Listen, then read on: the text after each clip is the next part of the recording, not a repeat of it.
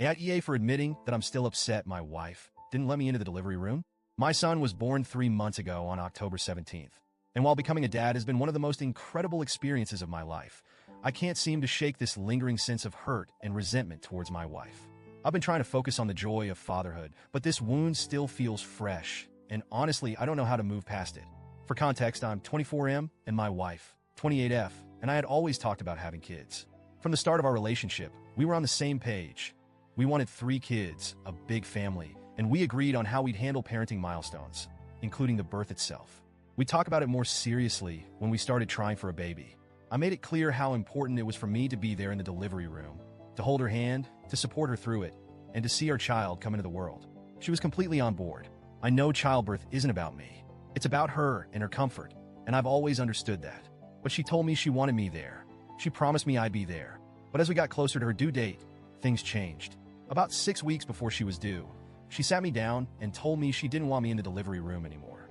Instead, she wanted her mom and sister there with her. At first, I thought she was joking, but she wasn't. I asked her why.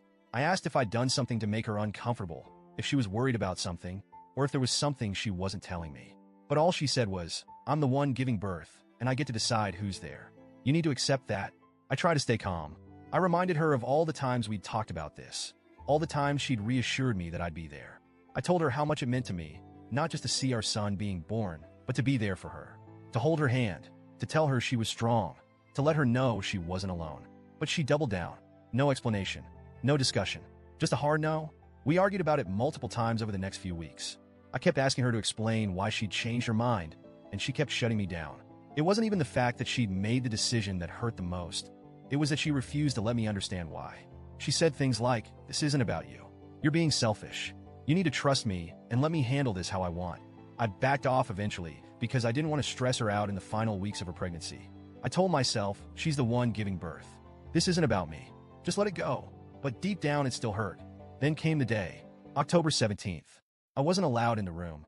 I waited in the hospital lobby, pacing, texting her sister for updates, trying not to let the anxiety eat me alive. Hours passed, and I had no idea what was going on. Was she okay? Was our son okay? Were there complications?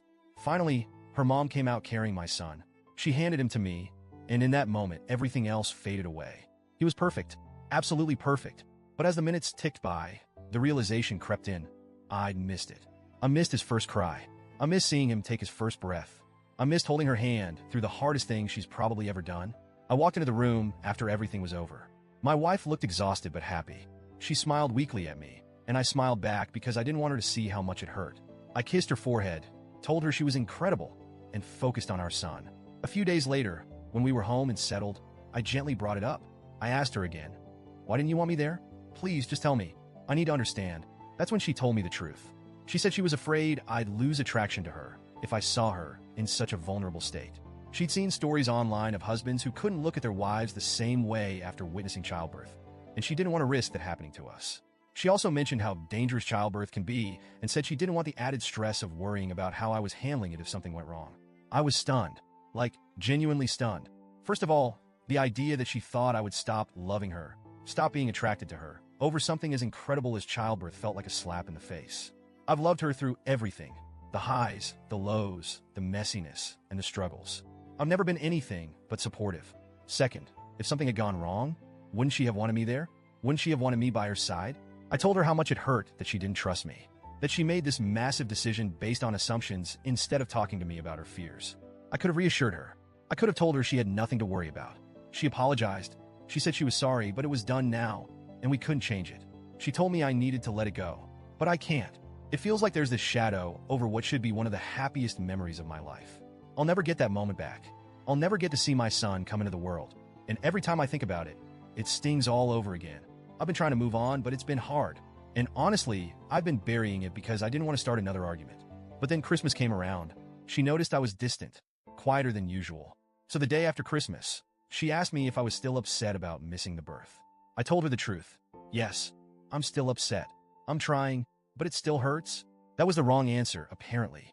She got defensive. She said I was blaming her, that I was making her feel like a bad person, and that I was being unfair.